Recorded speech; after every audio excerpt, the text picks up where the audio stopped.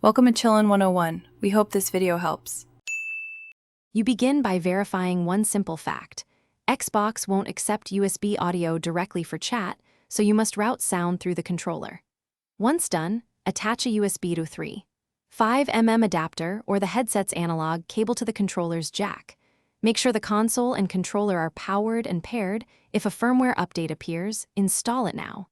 This step gets audio into the controller, which the Xbox does accept. It's the crucial workaround to use a USB headset with Series S. Next, connect the adapter or analog cable.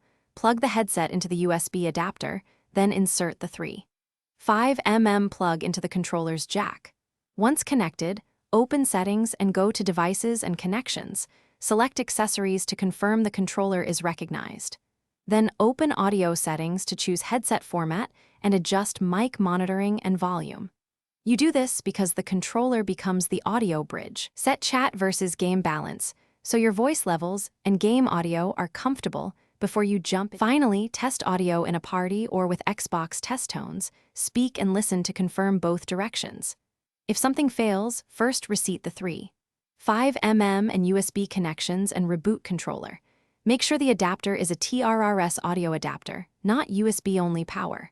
If still silent, try a different adapter or update the controller firmware again, because outdated firmware can block audio passing.